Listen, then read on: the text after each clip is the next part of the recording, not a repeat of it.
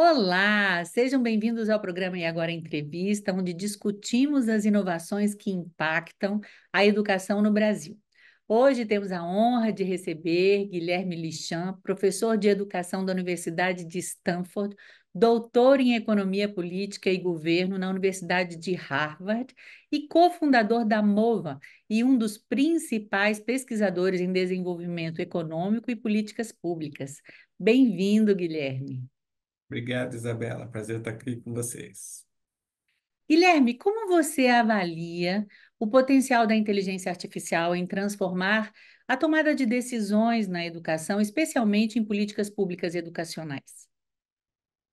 Eu acho que tecnologias em geral, né, não só a inteligência artificial, têm algum potencial de permitir que a gente produza o que a gente já produz com mais eficiência e que a gente talvez produza coisas que a gente ainda não produz, né? Os mesmos insumos, de uma visão bem do economista do que tecnologia faz.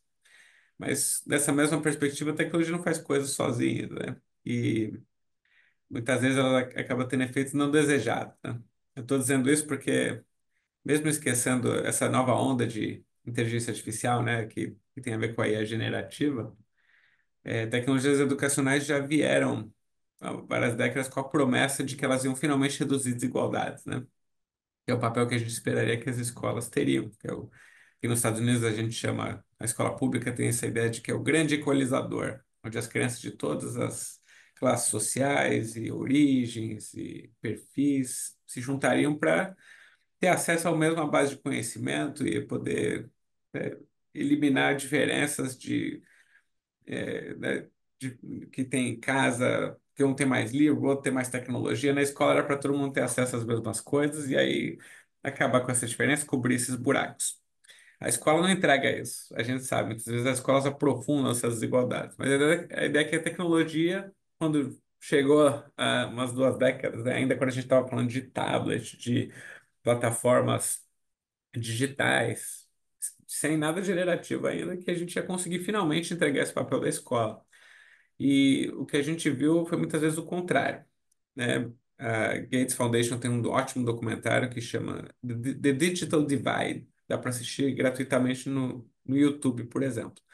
E ela fala que o bom uso das tecnologias para que elas de fato reduzissem as desigualdades se apoiaram num tripé, que é conectividade, dispositivos e professores bem treinados para usar essas duas coisas. E aí, conectividade até hoje não está bem resolvida aqui, né, nos Estados Unidos, embora tenha tido um bom progresso ainda, décadas depois ainda que segue mal resolvida. Dispositivos seguem também com desafios, né, escolas e distritos mais ricos têm mais do que aquelas mais pobres, e professores bem treinados, a gente quase não fez nenhum progresso desde então.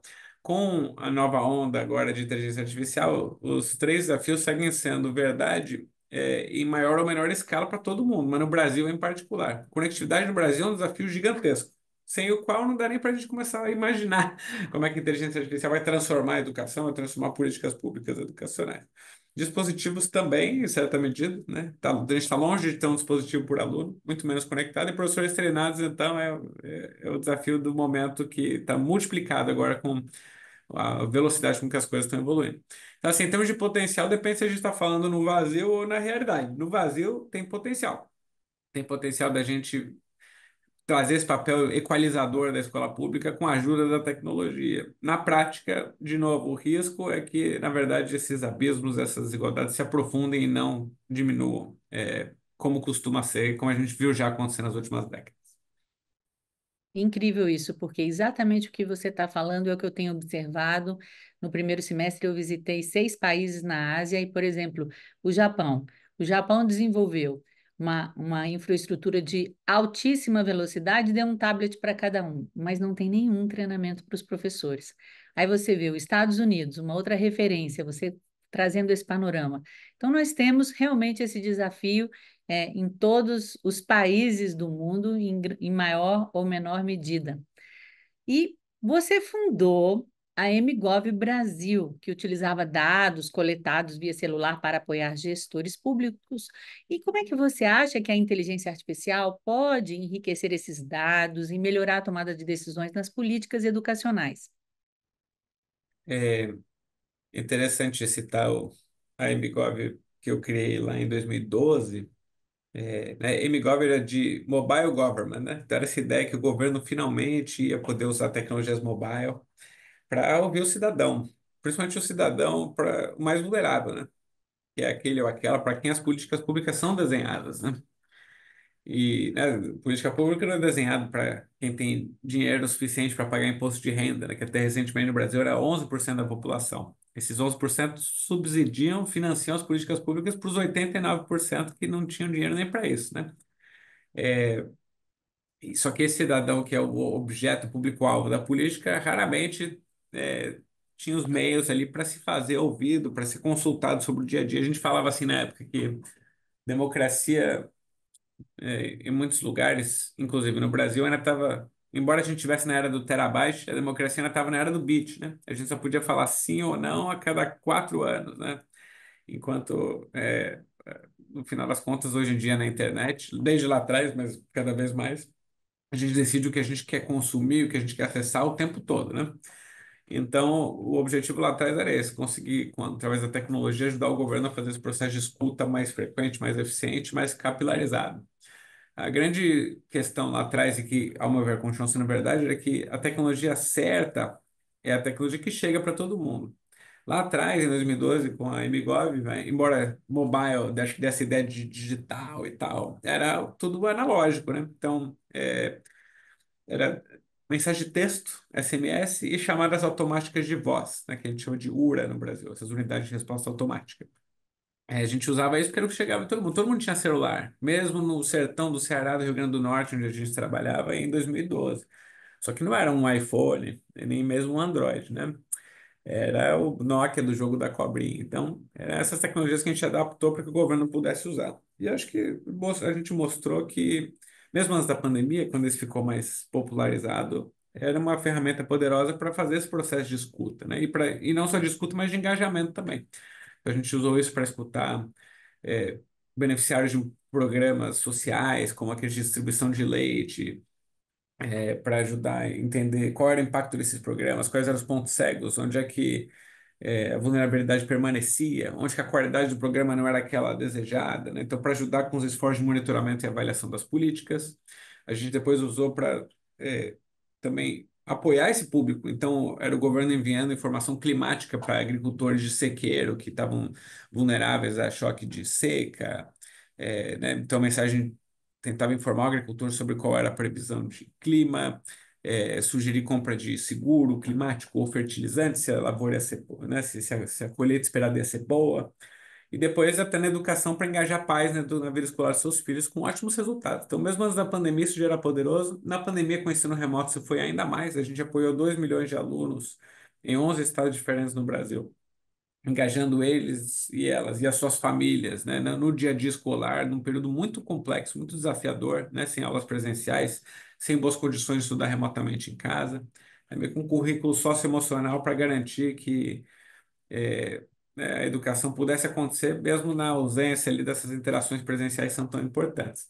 Tudo isso era sem inteligência artificial, né? Era, como eu falei, a tecnologia certa, precisava chegar em todo mundo. Não adianta eu fazer uma coisa digital tem a OpenAI no fundo, que está alimentando customização, personalização, criação de conteúdo em tempo real, se não chegar em quem precisa. Então, eu sou muito preocupado com isso, e é por isso que é sempre um qualificador do que eu falo. De novo, se com essa mesma cobertura eu tivesse inteligência artificial disponível, eu conseguiria customizar, fazer a mensagem certa chegar para o aluno certo, no caso da educação. Fazer o convite certo, o incentivo mais adequado para cada aluno, para que aquele aluno ou aquela aluna não desistam, né? E persistam no esforço de chegar até a linha de chegada ali com o seu diploma, para transformar seus futuros, né? Então, a inteligência artificial tem potencial, porque tem muito impacto na mesa. A gente fez um estudo mostrando que, por exemplo, na pandemia, mensagens que tentam promover uma mentalidade de crescimento, que é aquela ideia de que a inteligência não é fixa, seu cérebro é como se fosse um músculo, né? Quanto mais esforço você faz, mais você pode progredir em relação a você mesmo.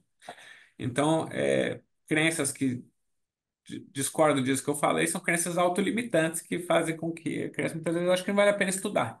Porque se eu Uhum. não estou indo bem é porque eu não tenho talento, né? Essa é a ideia de mentalidade fixa. Então, mensagens desse tipo, se eu mandar para todo mundo, conseguem impulsionar uma boa parte mais adiante. Então, os alunos botam mais esforço, faltam menos, fazem mais lição de casa e no final aprendem mais. Só que quando a gente tenta usar métodos de aprendizagem de máquina para ver, né, testar mensagens diferentes e ver quem é que se beneficia de cada coisa, em geral você acha que os impactos podiam ser dobrados ou até triplicados se eu conseguisse achar certinho quem é o aluno que precisa de cada mensagem.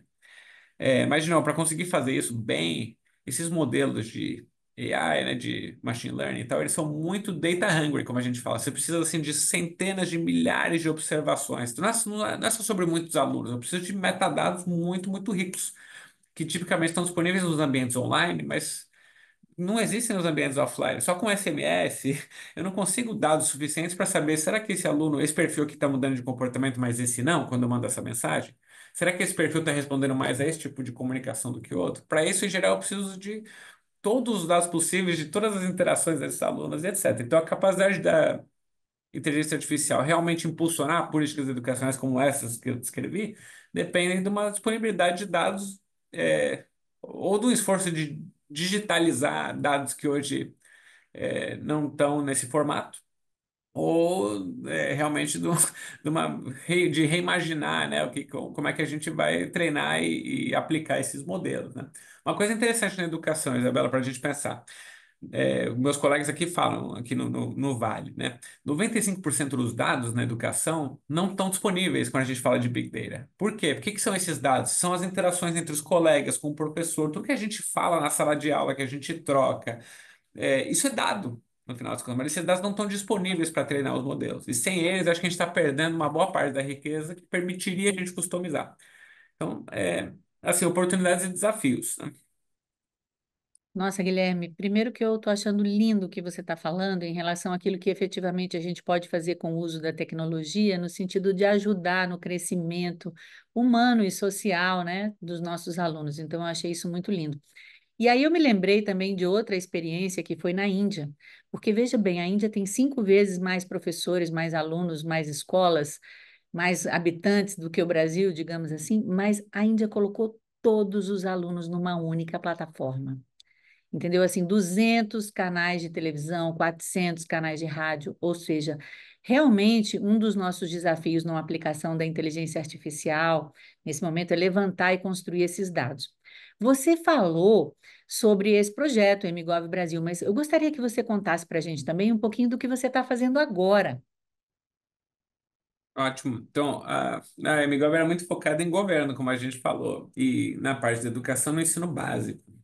Acontece que o ensino básico ele é 80% público no Brasil, e aí você tem todos os desafios de dar escala para essas plataformas, né? Então, do ponto de vista de negócio, para vender através de licitação ou dispensa dela no ensino básico, era um desafio muito grande de negócio, não de impacto, né? Muitas vezes tem essa tensão entre impacto e negócio. E aí a gente recentemente pivotou, e até a empresa mudou de nome e de natureza, né? Chama Mova, que trabalha justamente com engajamento de aluno para prevenir evasão né, abandono no ensino superior.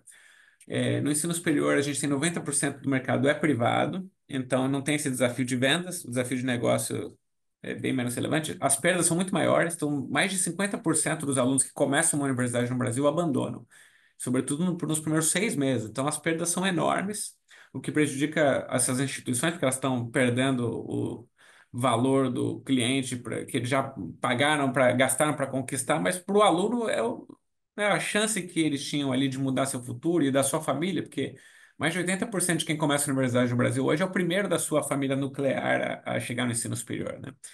Então, essa chance é perdida quando o aluno desiste. Então, a gente tenta apoiar essas trajetórias, de novo, com tecnologia, e aí em ambientes digitais tem muito mais dados e mais condições de usar a inteligência artificial para fazer impacto e produzir resultados de negócio também.